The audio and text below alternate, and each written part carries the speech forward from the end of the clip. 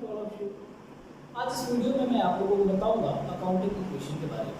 ठीक है, accounting equation में क्या होता है कि डबल एंट्री सिस्टम जो हमारा होता है उसकी अकॉर्डिंग क्या होता है कि कोई भी ट्रांजेक्शन होगा उससे दो साइड इफेक्टेड होता है, एक को हम डेबिट करते हैं और एक को क्रेडिट करते हैं। ठीक है, जितना अमाउंट हमारा डेबिट होता है उतना ही अमाउंट हमारा क्रेडिट भी होता है। ठीक है, लास्ट वीडियो में मैंने आपको कुछ ट्रांजेक्शन के थ्रू उसका इफेक्ट समझाया था कि किसका ट्रांजेक्शन, कौन सा ट्रांजेक्शन से क्या क्या इफेक्टेड होता है, क्या नया अकाउंट ओपन होता है, क्या बंद होता है। ठीक है, कहाँ ऐड होता है, कहाँ लेस होता है, ये सभी चीज़ें बताया था। तो आज चलिए प्रॉपर फॉर्मेट में मैं आप लोगों को कुछ ट्रांजेक्शन्स के अकॉर्डिंग क्या करता हूँ, अकाउंटिंग इक्वेशन बनाना बताता हूँ। ठीक है, ध्यान दीजिए। तो चलिए यहाँ हम लोग अकाउंटिंग इक्वेशन का एक फॉर्मेट बना लेते हैं। ठीक है,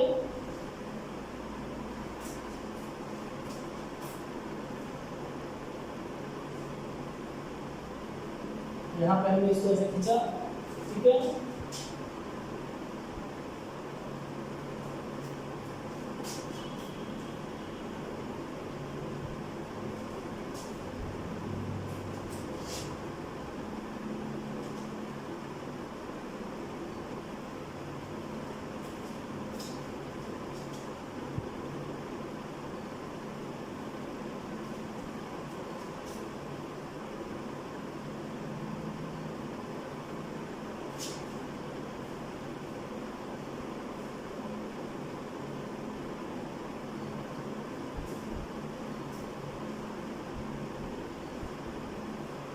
यहाँ पे हमने बना दिया पार्टिकुलर्स।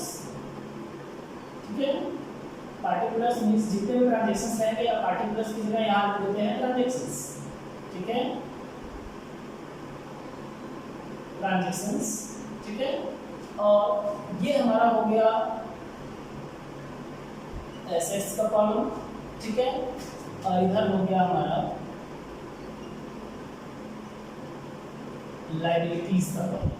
ठीक है, ध्यान दीजिए, जैसे जैसे हम लोग ट्रांजेक्शन करते जाएंगे, ठीक है, उसी के अकॉर्डिंग हम क्या करेंगे, यहाँ कॉलम जो है बनाते जाएंगे। ठीक है, मींस जैसे जैसे हमारा ट्रांजेक्शन होता जाएगा उसी के अकॉर्डिंग हम क्या करेंगे, इसमें जो है कॉलम बनाते जाएंगे उस एसेट्स का और उस लायबिलिटी का। तो सबसे पहले हम लोग क्या करते हैं, ट्रांजेक्शन फर्स्ट लेते हैं। ट्रांजेक्शन फर्स्ट में हम लोग लेते हैं क्या, बिजनेस स्टार्ट करने के लिए। ठीक है, यहाँ लिख देते हैं स्टार्टेड बिजनेस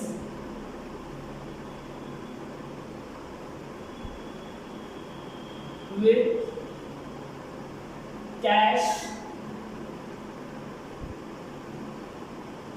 2.5 मतलब 2,50,000 रुपए एंड गुड्स या स्टॉक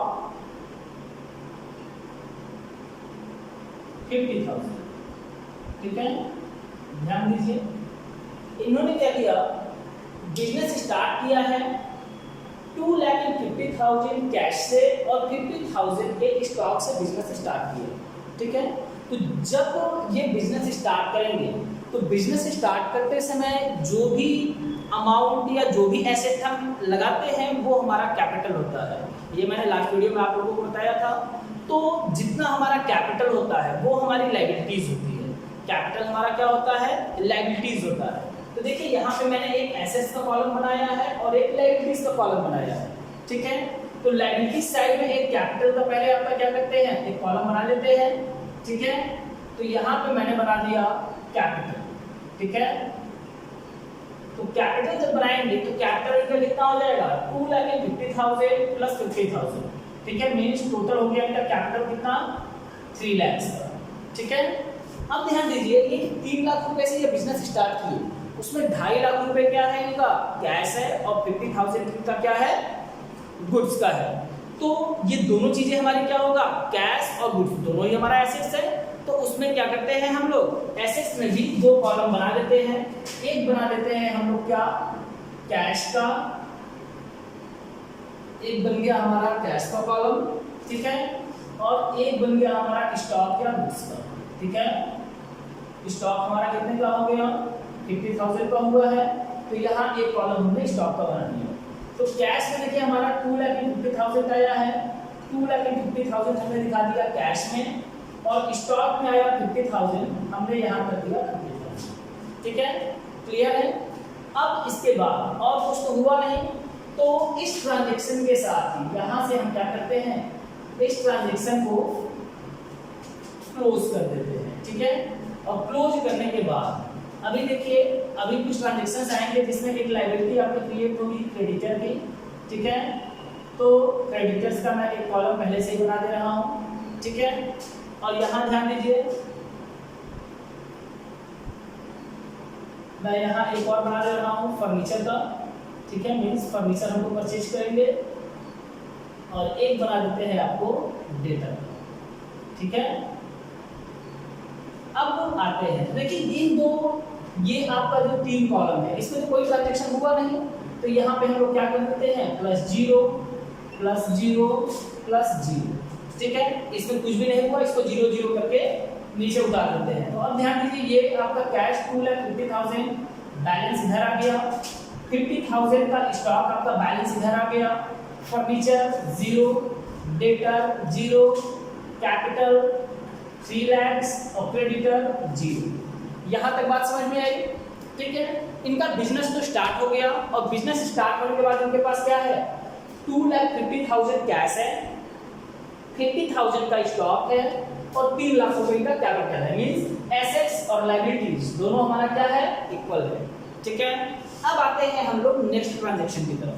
ठीक है, नेक्स्ट ट्रांजैक्शन में ये लेते हैं कि अब इनके पास जो 2.5 लाख रुपए कैश पड़ा हुआ था, इसमें से इन्होंने क्या किया गुड्स परचेज किया।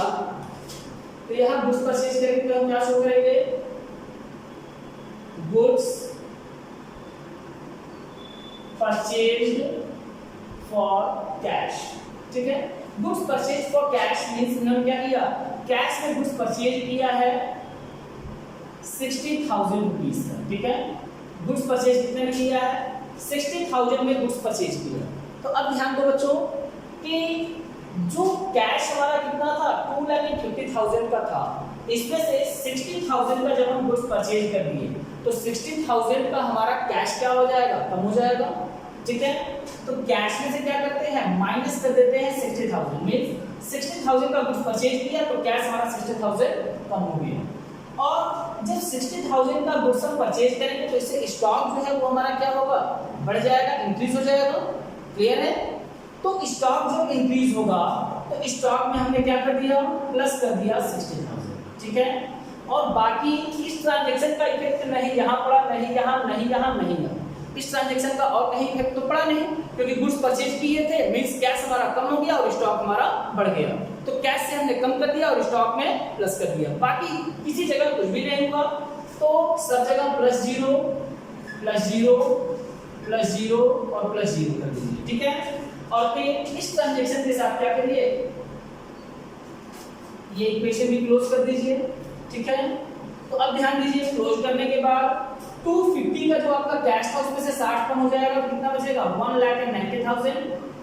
ठीक है, 50 और 60 ये हो गया 1,10,000, ये हो गया आपका 0, ये हो गया 0, ये हो गया 3 लाख और ये हो गया 0।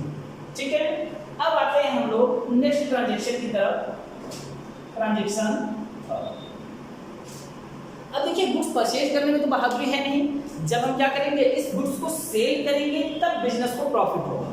ठीक है, तो चलिए अब एक ट्रांजैक्शन हम लोग लेते हैं सेल का।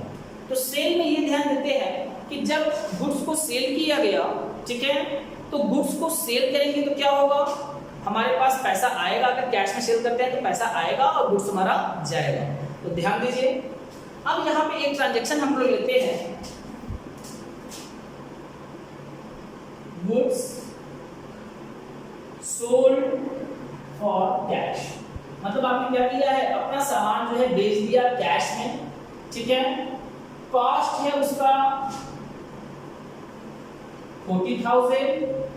ठीक है, और आपने यहां लिख देते हैं goods sold for cash 80,000 and cost इसका कितना है 50,000। ठीक है, मींस हमने तो गुड्स सेल किया है कैश में कितने में 80,000 में और उसका कॉस्ट कितना है 50,000 में। तो चलिए समझते हैं इसको। तो यहाँ 80,000 हमारा क्या है कैश आएगा क्योंकि कैश में हमने सेल किया है। तो कैश में क्या कर देते हैं 80,000 प्लस कर देते हैं, ठीक है। और कॉस्ट हमारा कितना है 50,000, तो स्टॉक हमारा 50,000 से कम हो जाएगा, तो यहाँ से माइनस कर दिया हमने 20,000। अब ध्यान दीजिए 50,000 कॉस्ट का गुड्स हमने कितने में सेल किया है 80,000 में, तो 30,000 हमारे पास एक्स्ट्रा अर्निंग हुआ कि नहीं। तो जितना एक्स्ट्रा अर्निंग होता है उससे हमारा कैपिटल इंक्रीज होता है और जो एक्सपेंसेस पेड करते हैं रनिंग एंड मेंटेनेंस के बिजनेस के उससे हमारा कैपिटल डिक्रीज होता है। तो 30,000 एक्स्ट्रा अर्निंग किए तो इससे क्या होगा हमारा कैपिटल भी इंक्रीज होगा। तो यहाँ 30,000 जो एक्स्ट्रा आया उसको हमने क्या किया कैपिटल में 30,000 प्लस कर दिया, ठीक है। अब समझो बाकी और किसी जगह तो कोई ट्रांजैक्शन हुआ नहीं, तो इसको क्या कर देते हैं +0 +0 +0, ठीक है। और इसको भी क्या कर देते हैं यहाँ पे क्लोज कर देते हैं।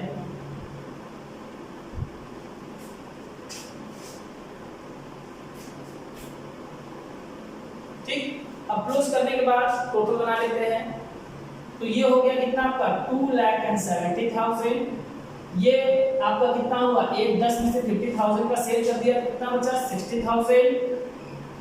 ये बचा 0, ये 0, ये हो गया 3,30,000 और ये हो गया 0, ठीक है।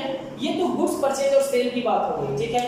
लेकिन मान लीजिए नेक्स्ट ट्रांजैक्शन जो है हमारा उसमें हमने ये लिखा दिया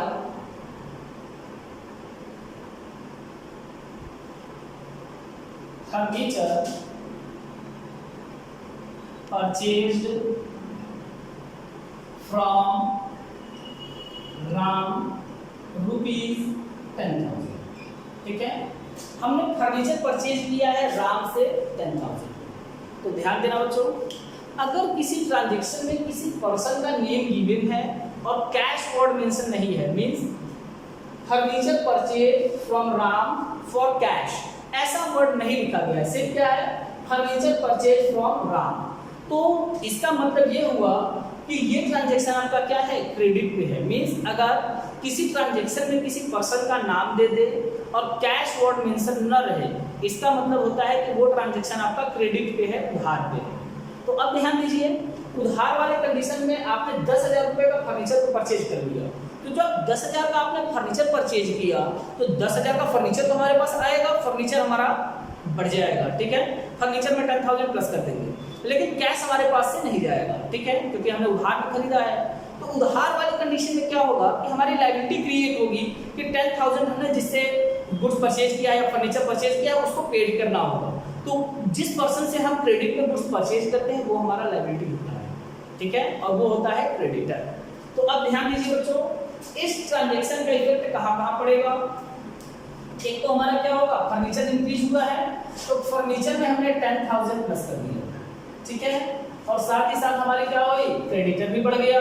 तो क्रेडिटर बढ़ गया तो क्रेडिटर में भी हमने 10,000 प्लस कर दिया। बाकी इसका कहीं कोई इफेक्ट नहीं पड़ा, तो यहाँ भी +0 +0 +0 +0 कर दिया, ठीक है।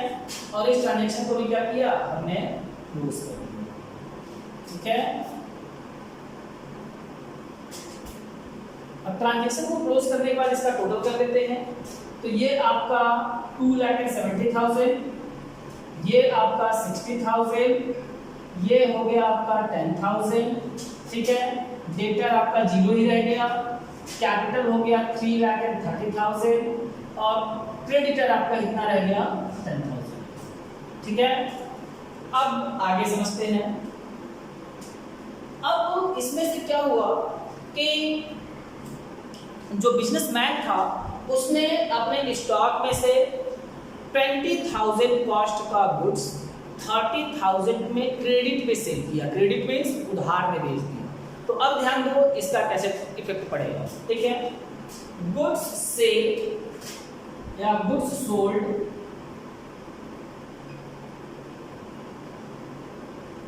On credit for 30,000 and cash cost price इसका कितना है 20,000। ठीक है,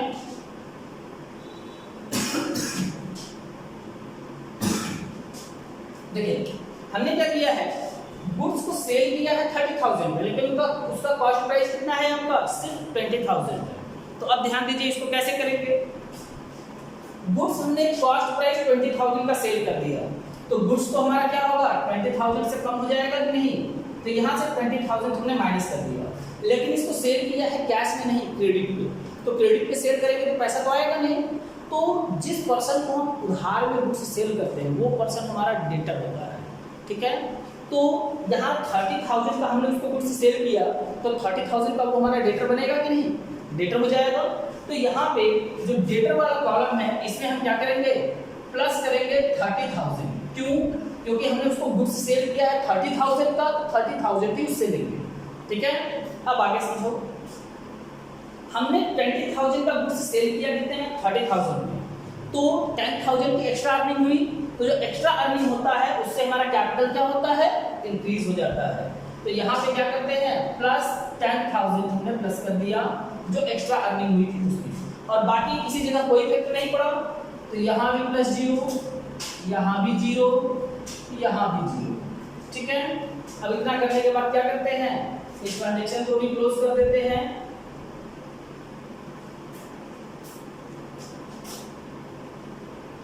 ठीक, और सबका टोटल कर लेते हैं। ये हो गया आपका 10,000, ये हो गया 3,40,000, ये हो गया आपका 30,000 का, ये हो गया आपका 10,000 का, ये हो गया आपका 40,000 का, और इसमें कुछ भी इफेक्ट नहीं हुआ, तो ये 270 का 270 ही रह गया, इसमें कुछ भी एडजस्ट नहीं हुआ। ठीक है, अब इसके बाद नेक्स्ट ट्रांजैक्शन हम लोग लेते हैं एक्सपेंसेस पेड का। ठीक है, तो एक्सपेंसेस पेड में हम लोग लेते हैं रेंट 2,000। ठीक है, सैलरी 5,000 पेड, मतलब आपने रेंट का 2,000 और सैलरी का 5,000 पेड किया। तो अब जब 5 और 2 7,000, ठीक है, आप एक्सपेंसेस पेड करोगे तो कैश तो हमारा कम हो जाएगा। ठीक है ना, तो कैश कम होगा तो उसको क्या करेंगे, कैश से माइनस करेंगे, तो यहाँ माइनस हमने कर दिया 7,000। ठीक है, कैश से 7,000 कम हो गया। अब इसके बाद ध्यान दीजिए, जैसे मैंने बताया कि एक्स्ट्रा अर्निंग जब होता है उसको क्या करते हैं हम लोग कैपिटल में प्लस करते हैं, लेकिन जब हम कोई एक्सपेंसेस पेड करते हैं तो उससे हमारा कैपिटल डिक्रीज होता है, उसको क्या करेंगे हम माइनस करेंगे। तो ये 7,000 जो एक्सपेंसेस हमने पेड किया, इससे क्या होगा, हमारा कैपिटल डिक्रीज होगा। तो कैपिटल डिक्रीज होगा तो कैपिटल में से हम क्या करते हैं, यहाँ 7,000 जो है लेस कर दिए। ठीक है, और बाकी किसी जगह कोई इफेक्ट नहीं पड़ा, तो यहाँ प्लस 0 प्लस 0 प्लस 0 और प्लस 0। ठीक है, इतना करने के बाद क्या करते हैं, फाइनल इक्वेशन बना लेते हैं। मींस इतना ट्रांजैक्शन के बाद जितने हमारे एसेट्स एंड लायबिलिटी हैं उनकी करेंट स्थिति क्या है, मतलब इस समय इन लोगों के पास क्या क्या बैलेंस हुआ, कितना हुआ। ठीक है, तो यहाँ हम लोग क्या कर लेते हैं, बना लेते हैं फाइनल इक्वेशन। तो फाइनल इक्वेशन में ध्यान दो, 270 में से 7,000 कम हो जाएगा तो ये कितना हो जाएगा, 2,63,000। ठीक है, फिर ये आपका 40,000 का 40,000 ही रह गया, ये आपका 10,000 हो गया, ये आपका 30,000 रह गया। ठीक है, और लायबिलिटी साइड में आते हैं तो ये 240 में से 7 माइनस हो गया, तो ये बच जाएगा आपका क्या 3,33,000, और ये बच जाएगा कितना आपका 10,000। ठीक है, और जब फाइनल इक्वेशन हो जाएगा तो इसको हम क्या करेंगे, क्लोज कर देंगे। ठीक है, क्लोज जब भी करेंगे तो डबल लाइनिंग से करेंगे। ठीक है, ऐसे करके अकाउंटिंग इक्वेशन जो है आपका बन गया। अगर इसके बाद क्वेश्चन में बैलेंस शीट बनाने के लिए दे तो ध्यान दीजिए, बैलेंस शीट में ये 4 चीजें हमारा एसेट्स है तो इसको एसेट साइड में पोस्ट कर दीजिए, और लायबिलिटीज में ये 2 चीजें हैं, इन दोनों को लायबिलिटी साइड में पोस्ट कर दीजिए, तो बैलेंस शीट हमारा क्या होगा, दोनों साइड इक्वल आ जाएगा। ठीक है, तो अगर आपको हमारा वीडियोस पसंद आता है तो इसको लाइक करें और चैनल को सब्सक्राइब करें।